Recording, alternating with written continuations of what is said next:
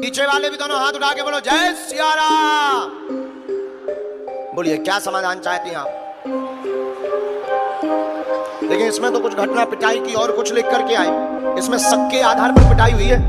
Mic लो आप, क्योंकि ये विषय आपका उसका इसका पुलिस का विषय है। इसमें हमारे परिचय में जो आया गलत हो, शायद आप जो बोल रही हैं हमारा अलग आया। हमारे परिचय में आया कि आपके बेटे की जो पिटाई हुई है वो शक के आधार पर हुई है। आपका भाई साथ में था, रेलवे स्टेशन की घटना है, चोरी की घटना है, चोरी के आधार पर पिटाई हुई, मुंह में चोट लगी हुई है, मुंह में मारा गया है। आपका शक ये है कि आपके भाई ने पिटवाया है, ऐसे ही है, यही जानने आई। पर इसमें उत्तर ये आया कि घटना सत्य है, उस पर ज्यादा चिंता ना करें, आगे हनुमान जी माले। भाई मारा है ना गुरुजी, वो रोज कथा देखता है आपको। नहीं मारा है, वो रूम पे पहले वही मारा था। रेलवे स्टेशन पर भाई ने नहीं मारा, अन्य लोगों ने मारा, चोरी के शक में मारा। आप भाई से कलेश ना बनाए, गलत है। भाई ने तो बचाने का काम ही किया, उसको भी तो पीठ में थप्पड़ पड़े थे, लेकिन वह बाद में फिर भीड़ ज्यादा बढ़ते ही पीछे हो गया। इसलिए आप आपस में कलेश ना बनाए, इसका पूरा फैक्ट यह है। घटना तो सही हुई है, लेकिन उसमें द्वंद्व हुआ है, इसके बारे में भी हम निकाल के आपको बता रहे हैं। राम राम राम, बालाजी सीताराम सीताराम। अच्छा, ये कहीं से आ रहे थे वापस? कंपनी कोई काम करते हैं? टाइल्स का डिजाइन। हाँ, वहां से वापस आ रहे थे। 1 मिनट का समय दीजिए आप। राम राम राम।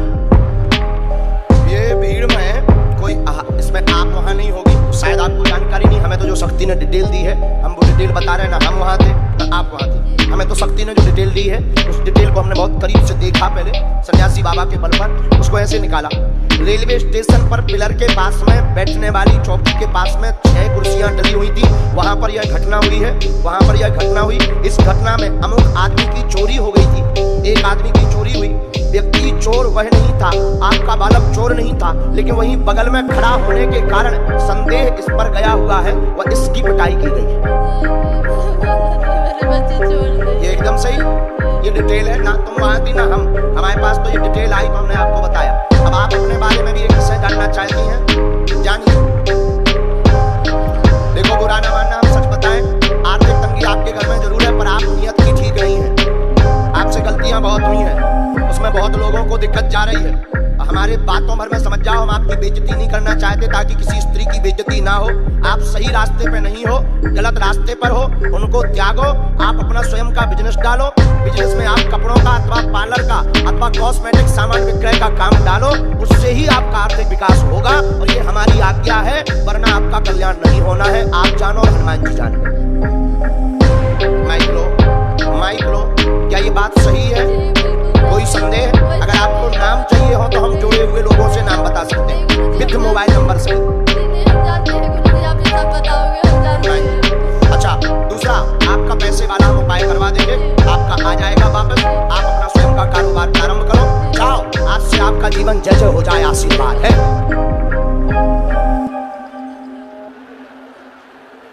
क्योंकि कुछ लोग गंदे अति से ज्यादा हैं और आपने बहुत भूलें कर दी हैं। अब समाज बैठा है तो हमारी इतने से ही आप जाओ, और हम आपके लिए प्रार्थना करेंगे, आपको सद्बुद्धि आए। पहली तो यही प्रार्थना है, आप कम नहीं हो, भगवती देवी हो। देखो, इसमें आपकी भूल नहीं है, हम आपको गलत नहीं ठहरा रहे, मजबूरी भी है, और मजबूरी के साथ में समाज बड़ा गंदा है। तो ये ठेकेदार वाले, कंपनी वाले आपको लालच देते हैं, और लालच के चक्कर में, लेकिन आप स्त्री हो, आप अपनी नारी शक्ति को पहचानो। आप 2 टूक इनको जवाब दे दो कि हम गलत आचरण पे नहीं जाएंगे, तुम्हें जॉब देना हो दो, नहीं तो थू है तुम्हारी नौकरी पर। सूखी रोटी चाय खा लो बहन, लेकिन इससे समाज बच जाएगा। उन कंपनी के मालिकों को ठिकाने लग जाएंगे, ये जितने ठेकेदार अत्याचार कर रहे हैं। हम बताना नहीं चाह रहे उनके नाम, नहीं तो उनकी फैक्ट्रियों पर प्रभाव पड़ेगा हमारे बोलने से। लेकिन अब इतने से ही तुम समझ जाओ, तो आप गलत रास्ते पे मत चलो, सतमार्ग पे चलो। हमारा बोलने का, आपका बेइज्जती करने का उद्देश्य नहीं है, आपको धर्म के रास्ते पे लाने का उद्देश्य है। ठीक है, जाओ, आशीर्वाद। तो उसको हम आया है, ठीक है, वो हमारा बहुत प्यारा चेला है, छोटा भाई तुम्हारा सगा है, वो बहुत प्यारा चेला है। उसको कहना गुरुजी ने बुलाया, वो सबका सम्मान करेगा, हम पे छोड़ो। ठीक है, हम अर्जी लगा दें, अर्जी लगा दें, जाओ।